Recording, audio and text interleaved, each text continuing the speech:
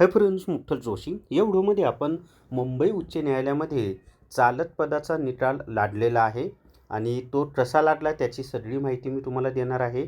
लिपिकचा निकाल कसा लादणार त्याची सुद्धा माहिती देणार आहे. आता बऱ्याच विद्यार्थ्यांना प्रश्न पडलेला आहे की बॉम्बे हायकोर्टची जी अधिकृत वेबसाईट आहे तिच्यावर तर निकाल अजून आलेला नाही, मग मी कुठून डाउनलोड केला, तर ती सुद्धा माहिती तुम्हाला देणार आहे. आणि अधिकृतरित्या निकाल जाहीर झालेला एक नवीन वेबसाईट मुंबई उच्च न्यायालयाची सुरू झालेली आहे, तर त्या वेबसाईटवर त्यांनी ते निकाल दिलेले आहेत, तर त्याचीसुद्धा माहिती मी तुम्हाला या व्हिडिओमध्ये देणार आहे. आणि शिपाई असेल, क्लर्क असेल यांचा निकालसुद्धा त्या नवीन वेबसाईटवरच लागणार आहे. तर व्हिडिओ शेवटपर्यंत पहा. या व्हिडिओला सर्वांनी लाईक करा, शेअर करा आणि विठ्ठल जोशी जे आपले यूट्यूब चॅनल आहे ते सबस्क्राईब करा. जर तुम्हाला जिल्हा न्यायालय रेकॉर्डेड व्हिडिओ कोर्स विकत घ्यायचा असेल तर प्ले स्टोअरवरून विठ्ठल जोशी ॲप डाउनलोड करा आणि जिल्हा न्यायालय रेकॉर्डेड व्हिडिओ कोर्स विकत घ्या. फक्त 500+ GSTमध्ये हा कोर्स उपलब्ध आहे आणि संपूर्ण अभ्यासक्रम तुमचा यामधनं कव्हर होणार आहे. लिपिक आणि शिपाई दोन्हीसाठी उपयुक्त आहे.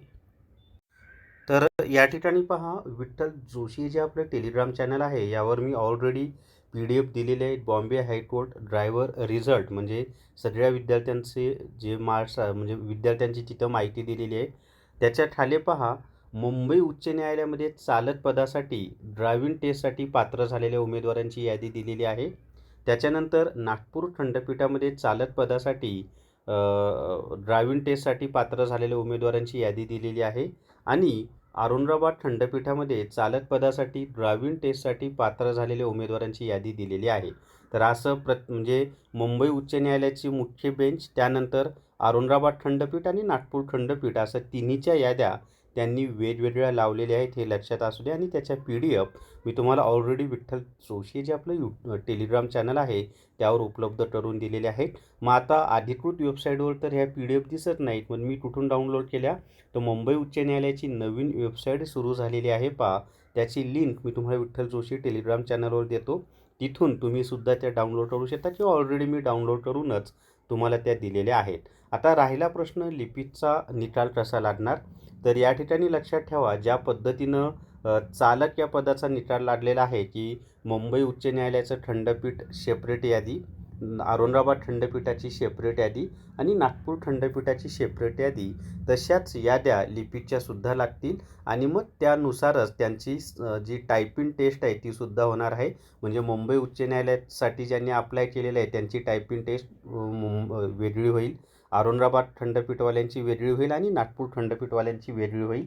त्यांच्या याद्यासुद्धा वेगळ्या लागतील आणि तोसुद्धा निकाल या 1-2 दिवसामध्ये येऊन जाईल. त्याच्यासुद्धा याद्या येऊन जातील आणि मग टायपिंग टेस्टवाल्यांनासुद्धा पाहता येईल की कुणाला संधी मिळालेली आहे.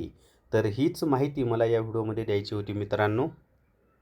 स्मार्ट स्टडी पब्लिकेशन नांदेड यांनी आदिवासी विकास विभाग चौकीदार गट भरती 38 प्रश्नपत्रिका संच हे पुस्तक प्रसिद्ध केलेलं आहे.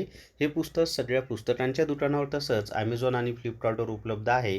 तर विठ्ठल नागनाथ राऊतवार हे स्मार्ट स्टडी पब्लिकेशनचे संपादक आहेत, त्यांनी हे पुस्तक प्रसिद्ध केलेलं आहे. तर या व्हिडिओमध्ये एवढीच माहिती. या व्हिडिओला सर्वांनी लाईक करा, शेअर करा आणि विठ्ठल जोशी जे आपलं यूट्यूब चॅनल आहे ते सबस्क्राईब करा. Thank you very much.